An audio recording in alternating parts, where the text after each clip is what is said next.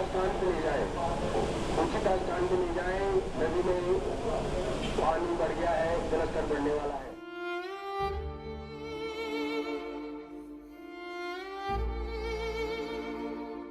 2013 में उत्तराखंड के केदारनाथ में आई आपदा का मंजर आज भी लोगों के दिलों में है। जब भी उस भयावह मंजर का जिक्र होता है, लोगों की रूह कांप जाती है। लेकिन शायद ही किसी ने ये सोचा हो कि फिर से देवभूमि में इस तरह की घटना दोबारा होगी।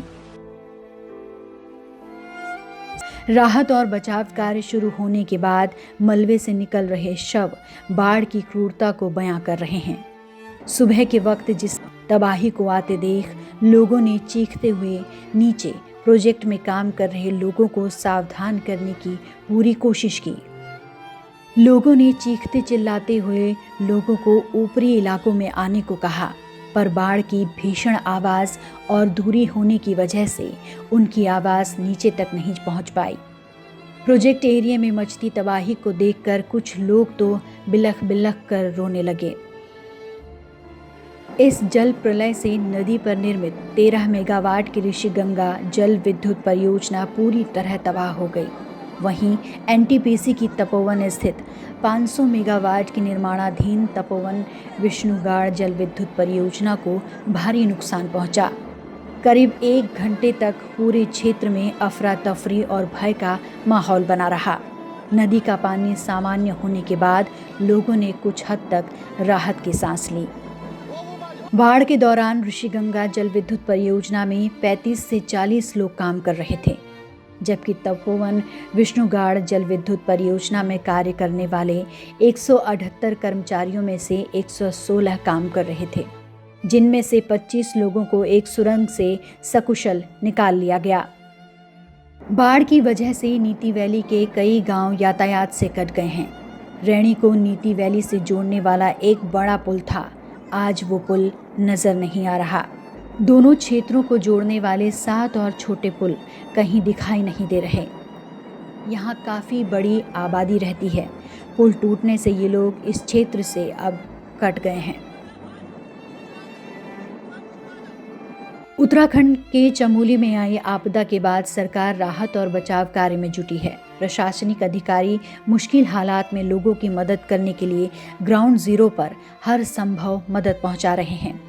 चमोली से लेकर ऋषिकेश और हरिद्वार में अलर्ट जारी है। चमोली और हरिद्वार में नदी किनारे रहने वाले लोगों को वहां से हटाने का निर्देश दिया गया। वैज्ञानिक ग्लेशियर फटने की इस घटना पर हैरान हैं। Wadia institute of Himalayan geology के वैज्ञानिक कहते हैं कि पहली बार कोई ग्लेशियर ठंड में टूटा है। ये उनके लिए अचंभित करने वाली घटना है। कई और वैज्ञानिक इसको लेकर अलग अलग तर्क दे रहे हैं। कुछ का कहना है कि ज़मीन के नीचे कटाव के कारण भी ऐसा हो सकता है। वैज्ञानिक इस घटना के बाद इसके कारणों को लेकर जांच करने में जुटे हैं। वैज्ञानिक मानते हैं ये गर्मियों में होता तो कोई बात नहीं थी, लेकिन सर्दियों में ग्लेशियर फटने की ये घटना उन्हें चौंका रही है।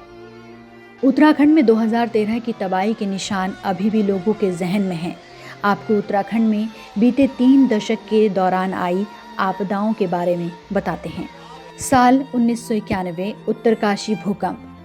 अविभाजित उत्तर प्रदेश में अक्टूबर 1991 में 6.8 तीव्रता का भूकंप आया।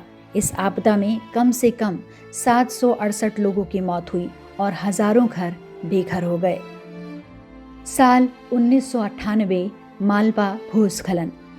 पिथौरागढ़ जिले का छोटा सा गांव मालपा भूस्खलन के चलते बर्बाद हो गया। इस हादसे में 55 कैलाश मानसरोवर श्रद्धालुओं समेत करीब 255 लोगों की मौत हो गई।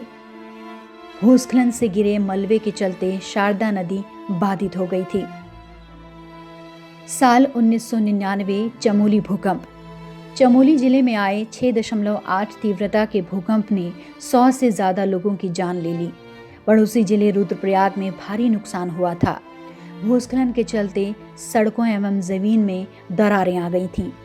साल 2013 जून में एक ही दिन में बादल फटने की कई घटनाओं के चलते भारी बाढ़ और भूस्खलन की घटनाएं हुई थीं।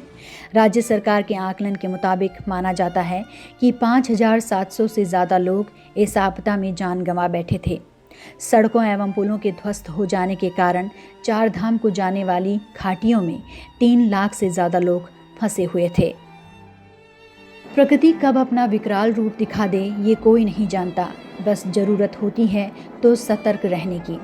रविवार और छुट्टी का दिन होने के कारण जान का नुकसान भले ही थोड़ा कम हुआ हो, लेकिन ऐसा माना जा रहा है कि 2 परियोजनाओं के ध्वस्त होने से भारी नुकसान राज्य सरकार को हुआ है। कहा जा रहा है कि 4000 करोड़ का नुकसान है।